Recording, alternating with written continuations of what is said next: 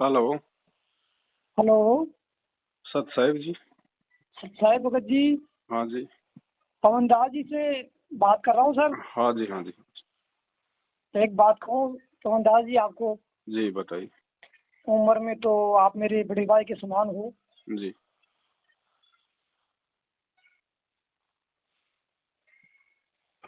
कहूँ कहाँ से ये बताओ, मेरे समझ में नहीं आ रहा। मैं जयपुर से बोल रहा हूँ, पवन दास। नहीं, बात तो मेरे को पता है, लेकिन आपको कहूँ कहाँ से, मेरे समझ में ये नहीं आ रहा कि मैं आपको कहाँ कहाँ से बताऊँ। क्या हो गया ऐसा? ये बताओ, जो सच्चाई बोलता है उसको गुरुद्रोही क्यों कहते हैं, ये मेरे समझ में नहीं आई बात। भाई सबसे बड़ा उदाहरण अपने गुरुजी हैं। गुरुजी ने जब शास्त्रों की सच्चाई बताई, दुनिया का सतमारा किया, तो उनको देशद्रोही की उपाधि दे दी ना। चलो आपकी बात मानी मैंने, ये भी आप गुरुद्रोही हो, लेकिन गुरुजी ने कहीं कोई ये साबित करा क्या कहीं वीडियो में कि पवन दास जयपुर वाला गुरुद्रोही है? क्या प्रशासन या देश दुनिया आज तक ये साबित कर पाई कि संत रामपाल जी देशद्रोही हैं? तो ये सच्चाई की परख फिर इनको क्यों नहीं हो रही है, मेरे समझ में नहीं आ रहा। क्योंकि भगत जी काल का लोक है, ये काल भी तो अपना दाव पूरा चलेगा ना। इस समय सारी आत्माएं थोड़े ना उस परमात्मा की हो जाएंगी। परमात्मा तो मैंने छांटेगा। हाँ, सही बात है। मैंने आपकी वीडियो काफी दिनों से देख रहा हूँ मैं, और काफी दिनों से आपसे मैं बातचीत करने की कोशिश कर रहा हूँ, लेकिन फोन नंबर मिल नहीं रहा था आपका। जी जी। तो आज मैं बैठा बैठा पता नहीं उदास सा हो गया था, मैं कोई वीडियो देख रहा था मैं। जी जी। तो मैंने वीडियो देखा तो मेरे को एक बात याद आ गई कि बुरा वही है जो सच्चा है। जी। अभी अभी मैं सवाई माधोपुर में, टोंक डिस्ट्रिक्ट में उनियारा तहसील पड़ती है, अच्छा। वहाँ का रहने वाला हूँ मैं। पास में गांव पड़ता है दोबड़िया। जी जी। तो भगत जी देखो, आपको अगर टाइम है या नहीं ये बताओ बात करने का, भाई कहीं तो फिलहाल आप बिजी हो। फिलहाल तो है, बताइए। देखो, मैंने नाम लिया था 24/8/19 को। अच्छा। और नाम मैंने, देखो मैं पहले सच्चाई बताऊँ आपको, मैं संत रामपाल जी महाराज की बुराई करता था मैं पहले। जी। तो सीतापुरा के अंदर फैक्ट्री है केबल की, हम्म। वहाँ पे मैं इलेक्ट्रिशियन का काम करता था। तो तीसरी मंजिल पे मैं सो रहा था, तो मेरे से कोई बात हो गई वहाँ। हम्म। तो गुरुजी ने प्रथम मंत्र सतनाम सार नाम मेरे को एक ही बार में दिए थे वो। हम्म। लेकिन मैं उस चीज को सपन मान के रह गया। हम्म। फिर उसके बावजूद मैंने नाम भी ले लिया। हम्म। अब मैंने जब नाम की कमाई करी ना, हम्म। तो देखो पाला चांस तो देखो क्या हुआ कि मैं ऐसा नीच कुत्ता आदमी था, हम्म। क्योंकि मेरे मन का जो सामने वाला मेरे को मिल गया ना, तो देखो मेरे को कहने में और भी ये बात छुपा के रखना भी नहीं चाहिए। जी जी। तो मेरे जैसा कुत्ता तो इस संसार में कोई होगा ही नहीं। जी जी। और मैं तो अभी भी अपने आप को कुत्ता ही समझता हूँ। जी। तो जब मेरे को उस चीज का ज्ञान हुआ ना, तो आज भी मैं तो ऐसा हो गया।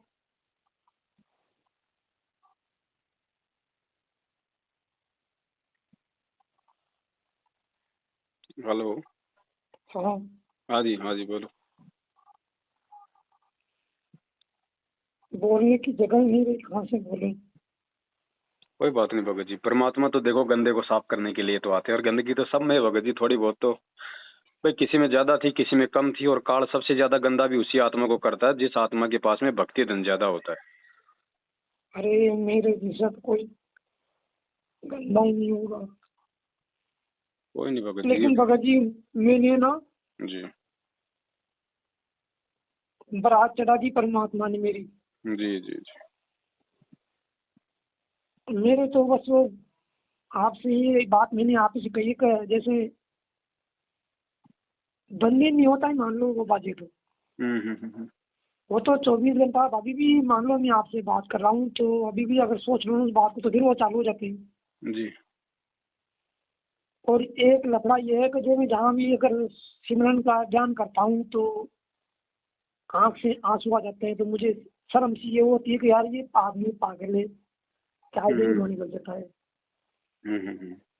अब ये ऐसा ये भी हो गया, तो मैं क्या है भगत जी हमेशा टाउल लगता हूँ। तो ये कोई बीमारी के लक्षण तो नहीं है कोई? नहीं नहीं, परमात्मा ने एक सत्संग में कहा था, जब हरियाणा में परमात्मा सत्संग कर रहे थे, पहले गांव गांव में किया करते थे, हाँ तो एक बुड्ढे ने नाम ले लिया था। और हाँ अब ये क्या ना, कुछ अच्छी आत्माएं होती हैं, उनके लक्षण होते हैं। तो बुड्ढे ने कहा कि गुरुजी मैं क्या करूं, मैं तो जब भी आपका ये नाम जाप करने लगता हूँ मेरे तो आंखों में आंसू आने शुरू हो जाते हैं, है ना, तो मैं तो बहुत ज्यादा दुखी हूँ इससे। तो गुरुजी ने कहा रे भोले आदमी, मैं तो चाहता हूँ कि मेरे प्रत्येक भगत की आंखों में जब नाम जाप करें, सत्संग सुने तो उनके आंसू आए। ये तो बहुत अच्छी बात है, बोलिए, तो भक्ति के लक्षण है। और तू कह रहा है कि ये बोले दिक्कत है, मेरे को बीमारी है। तो परमात्मा ने भगत जी हर चीज का समाधान सत्संग में किया हुआ है। ये अच्छी आत्माओं के लक्षण होते हैं, जिनका हृदय अंदर से जो निर्मल हो जाता है ना, उन्हीं को परमात्मा के वचन और ये सत्संग ये सुनते समय भगत जी आंखों में जो है वो आंसू आते हैं। अच्छा, आपका वीडियो एक आध मैंने किसी से बात करते हुए सुना है भगत जी। आपकी बात में 101% मैंने वो सच्चाई देखी है। जी अभी मैं नामदाम सेंटर स्वयं मधुपुर पे गया था, मैं जी चला गया। मैं गुरुजी ने कहा कि भाई 6 महीने में एक बार तो अगर जहाँ पे करीबी हो तो करीब जाना ही चाहिए फिर। तो मैं चला गया वहाँ, तो मैंने वहाँ एक चीज देखी, मैंने अहमता देखी मैंने वहाँ। लेकिन मैंने उस चीज का भी बुरा नहीं माना उनका, कोई बात नहीं, मैंने अपना सिर नीचा कर दिया। फिर मेरे को वही बात याद आ गई पवन दास जयपुर वाले की। मैंने कहा यार वो पवन दास जी जयपुर वाले हैं ना, वो सही कहते हैं यार, वाकई में मैनेजमेंट सारा ही गलत हो गई। ये तो घर बचाने के चक्कर में पड़ रहे हैं सब, देखा जाए तो ये बात सत्य है। लेकिन सर ये क्या है कि भगत जी अपन जैसे इस बात को सत्यता को सामने लाते हैं तो ये कहेंगे बोले ये भी गुरुद्रोही है। कोई बात नहीं, भगत जी संत कभी बुराइयों से नहीं डरता है। हाँ संतों पे तो लाखों लांछन लगते हैं भगत जी। हाँ। आज मीरा अगर छोटी छोटी बातों को लेकर डर जाती, सहम जाती, तो आज कौन नाम लेता उसका भक्ति इतिहास में? सही बात है। आज गुरुजी छोटी छोटी बातों को लेके अगर बैठ जाते, सोचते कि छोड़ो यार कौन क्या करेगा, तो आज आप और हमें कहाँ ये मोक्ष मार्ग मिलता? नहीं मिलता है ना। तो अंत में भगत जी नाम भी तो उन्हीं को होता है फिर। और 6 महीने में एक बार जो परमात्मा ने जो बताया ना सत्संग में, वैसे तो परमात्मा ने ये कहा कि आप दिन में कई कई बार आओ संत के दर्शन के लिए, संत मिलन को चालिए दिन में कई कई बार, आसोज के मेघ ज्यों घना करे उपकार, 6 महीने में नहीं आ सके तो 3 महीने में आओ, ऐसी वाणी है परमात्मा की। तो ये परमात्मा ने उस समय के लिए कहा है जब आपके गुरुजी किसी आश्रम में हो। नामदान केंद्रों के लिए नहीं कहा जहाँ पे फोटो लगा रखी हैं, जहाँ आपके गुरुजी हो साक्षात, वहाँ के लिए कहा है परमात्मा ने। अच्छा भगत जी ये बताओ, बंदी जोड़ सतगुरु रामपाल जी भगवान से अपन मिल सकते हैं क्या? देखो फिलहाल कानूनी प्रोसीजर थोड़ी सी टेढ़ी है भगत जी, क्योंकि देशद्रोह का मुकदमा है, और उनसे अगर मिलना है तो आपको हाई कोर्ट से परमिशन लेनी पड़ेगी। हाई कोर्ट में आपको ठोस रीजन देना पड़ेगा, बगैर रीजन के वो आपको मिलने नहीं देंगे, और रीजन हमारे पास में है नहीं। हम तो ये कहेंगे हम तो उनके चेले हैं जी, हम उनको दर्शन करना चाहते हैं। अब वो कहेंगे तेरे जैसे लाखों चेले हैं, हम क्या यही हमारी ड्यूटी है क्या, मतलब मिलाते रहेंगे तुम्हारे को? नहीं, बात सत्य है आपकी, वही वो तो बस यही बात रखेंगे सामने। हाँ तो फिलहाल तो भगत जी ऐसा है, ज्ञान आधार की भक्ति है, परमात्मा साक्षात धरती पे प्रकट है, चाहे फोटो में दर्शन कर लो चाहे साक्षात दर्शन कर लो, बात एक ही है, मन में विश्वास होना चाहिए। बाकी साक्षात में बाकी मालिक तो है धरती पे, साक्षात भी देगा दर्शन, ऐसी बात थोड़ी कि कोई जेल से थोड़ी जाएगा सतलोक, भगत जी भगवान है। सही बात है। अपनी एक वाणी को सिद्ध करके जाएगा, पूरी दुनिया में अपने अपने नाम का झंडा फहरा के जाएगा, इस पृथ्वी पे कलयुग में सतयुग की स्थिति बना के जाएगा भगत जी। अभी मेरा परिवार पूरा राधा स्वामी में जुड़ा हुआ है जी, पूरा परिवार, मेरे पिताजी और मेरे पिताजी अभी ये दुर्गा है ना उसकी साधना करते हैं। तो मेरे पिताजी से मैंने कहा, उनके बाबूजी एक बात बताओ मेरे को, आप मेरे पूज्य पिताजी हो। आदरणीय बोला करो, आप उनको पूज्य मत बोला करो। अब केवल आप उनको आदरणीय बोला करो। आदरणीय हाँ, सॉरी, देखो भगत जी गलती हो गई। आदरणीय मेरे पिताजी हो, तो आप देखो ये जो साधना कर रहे हो तो ये शास्त्र के विरुद्ध है, तो इसमें तो मोक्ष मार्ग है ही नहीं, और जो भी आप मांगोगे ना वो भी नहीं मिलेगा इसमें तो। सही बात। तो उन्होंने कहा कि इस चीज का कोई प्रमाण, तो मैंने कहा कि आप वाणी गाते हो, तो ये इसमें लिखा हुआ है कि ओम सोम दो दोरी डोले, श्रुत गांगड़ा पे ध्यान लगा ले, सुकमण में बुआ ले बीज हीरा निपजेगा, भक्ति को लगा ले बाग हीरा निपजेगा। देखो यहाँ भी इस वाणी का जिक्र आ रहा है, हर जगह दिया परमात्मा ने। फिर एक जगह वहां भी दिया है कि ओम सोम दो, हाँ ओम सोम आता जाता, और जो जिनकी डोर लगी मालिक से, वो समझोड़ा संत करेगा बातों जी। फिर उन्होंने ये भी कहा है कि श्वास उश्वास में नाम जपो। ये तो नाम तो श्वास उश्वास में जपना है, और ये आपके नाम तो, ये तो जो नाम है ये तो आप ये तो शुद्ध नृत्य कर रहे हो। उनकी पूरी जिंदगी धन खोदने के चक्कर में गुजार दी उन्होंने। पहले गवर्नमेंट सरमेंट वन विभाग में वो थे, रेंजर थे वो। अच्छा। उसको इस्तीफा दे दिया इस चक्कर में। आप मेरे बड़े भाई हो, इसीलिए मैंने आपको आज मन की बात कर दी मैंने। जी जी। और मैं उनको इतना समझाता हूँ, जब भी गाँव जाता हूँ इतना भी रोता हूँ उनके आगे में, ये कहता हूँ कि देखो बाबूजी आप ये गलत कर रहे हो, ये गलत कर रहे हो। और मेरी माँ है ना, मेरी माँ ने मैं ये बोला मुझे, देखो माँ मैं आपका पुत्र हूँ और मेरी आप माँ हो, तो ये बताओ मैं आपको, मेरे को आप कभी गलत नहीं शिक्षा दोगी, और आपका बेटा अभी ये मान लो कि मेरे को कभी गलत नहीं शिक्षा देगा, तो माँ मेरे कहने से एक बार उस परम पिता परमेश्वर बंदी छोड़ सदगुरु रामपाल जी भगवान की शरण में चले जा। तो माँ ने तो तुरंत ही कहना मान लिया जी। एक मेरे से छोटा भाई था, तो वो बोला कि मैं गुरु जी का पुजारी हूँ महाकाल का, कब मेरे को ये कह देगा ना मैं तब जाऊंगा। तो भगत जी उन्होंने यही कहा 3 दिन बाद में कि भाई मैं शिक्षा लेना चाहूंगा, मेरे को ले चल। मैंने कहा तो बता तेरे को किसी ने कहा? बोले हाँ मेरे को बोल दिया उन्होंने। कश्यम ये मानो ये जो शरीर है ये तो रामपाल जी का शरीर है, और इसमें जो आत्मा है ना, बोले वो स्वयं मान लो का, बस इतना ही कहा है उन्होंने। तो उन्होंने भी वो शिक्षा ले ली। फिर मेरे से कोई बात हुई थी तो उसने ये कहा था कि बोले जिस दिन अगर ये परमात्मा की शरण में चला गया ना तुम्हारे पिताजी, तो इसके पास में इतनी दौलत हो जाएगी शायद ही किसी के पास होगी, और फिर उस दौलत को भी ये ठोकर मार के अखंड वैराग्य ले लेगा अगर ये परमात्मा की शरण में चला जाए तो। नहीं तो ये रावण कहला रहा है इस वक्त, रावण जैसा ये मान लो कर। सही बात।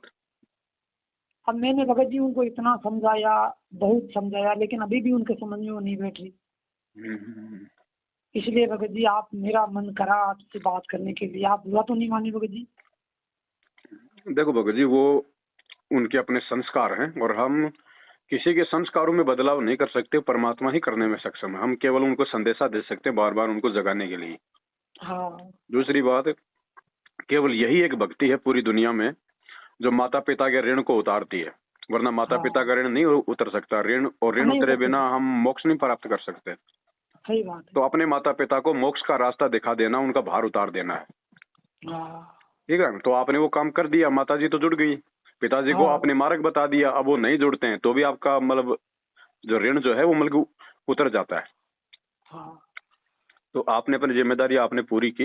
अब बाकी भगत जी आत्मा और परमात्मा के बीच का खेल है। हमने यदि वो नहीं जुड़ते हैं तो हमने उनको लेके मतलब किसी भी प्रकार से व्यथित नहीं होना है। क्या पता उनके संस्कार 2 महीने बाद, 6 महीने बाद में, गुरु जी के आने के बाद में, तो उसी समय जुड़ेगी ना वो आत्मा। और आपके परिवार में है तो जाहिर सी बात है परमात्मा शरण में भी लेगा।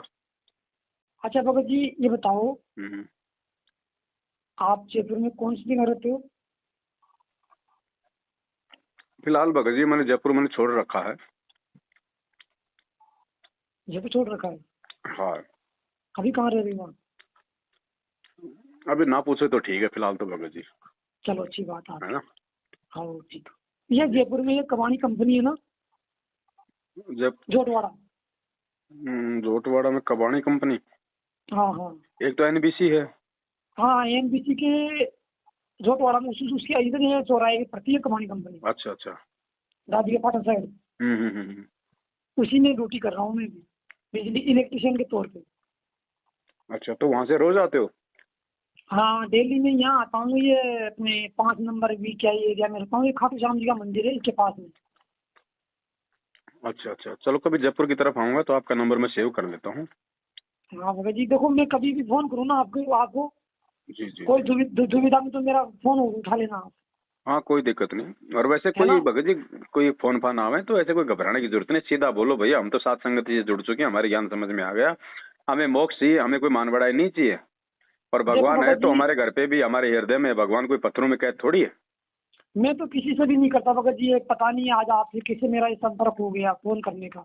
नहीं तो भगत जी मैं तो एक बात बताऊँ आपको, मैं तो हमेशा ही मेरे दिमाग में वो रील चलती रहती है हमेशा, बस वो घंटी, वो जो नौबत बजती है ना, हम्म। नौबत, और वो जाल का जो डंकारा हमेशा मेरे तो बस वो बंद ही नहीं होता, वो चलता ही रहता है। और मैं ना बस ये मान लो कि अभी आपसे फोन ये रुकेगा ना ये, हम्म। मैं 4 घंटे सोता हूँ खाली, दया मालिक। मात्र 4 घंटे सोता हूँ। ड्यूटी पे भी मेरे को ये पता नहीं कि मैं कहाँ रहता हूँ कहाँ नहीं रहता हूँ, लाइट भी बंद करता हूँ चालू में काम करता हूँ। अब ये आप बुरा मानो या वो मालिक जाने क्या मालूम, मैं तो खो गया ही मान लो बस। खोना पड़ेगा भगत जी, मैं तो इतना खो गया कि सबको खोना पड़ेगा। घर वाले ने मेरे को एक बात बोल दी थी, हम्म। बोले बताओ आप मेरे से बात नहीं करते हो प्रेम से, वो बात नहीं है पहले वाली। तो मैंने कहा देख, मैंने ना जो मेरे मालिक की शरण ग्रहण कर ली, जी। नाम उसने भी लिया था लेकिन वो नाम का उच्चारण नहीं करती है क्योंकि वो लालची है। हम्म। इसलिए तो मैंने भगत जी देखो, एक जीवन में अभी मेरे पास साइकिल भी नहीं है भगत जी, मान लो आप सही बात। मेरे पास साइकिल भी नहीं है। मैं अगर परमात्मा की दया से अगर कर, मेरे को नहीं बोलना चाहिए चाहूँ ना मैं अगर, हम्म। तो मैं साधन ला सकता हूँ, लेकिन भगत जी मेरे दिमाग में ये है कि मैं क्या करूँगा ला करके। यार सही बात है, आवश्यकता हो तो लाओ, नहीं तो क्या क्या जरूरत है। हाँ भगत जी देखो, मेरा तो ऐसा हो गया, पहले क्या मेरे को कोई गलत बात बोलता तो मेरे से बर्दाश्त नहीं होती थी। हम्म। अब मेरे को कोई गलत भी बोल देना तो मैं ना जो गर्दन नीचे करके आ जाता हूँ, और मेरे को सब लोग बोलते हैं यार तेरे को क्या हो गया, तो पहले तो सुनता ही नहीं था किसी की। यही तो साधु के लक्षण है।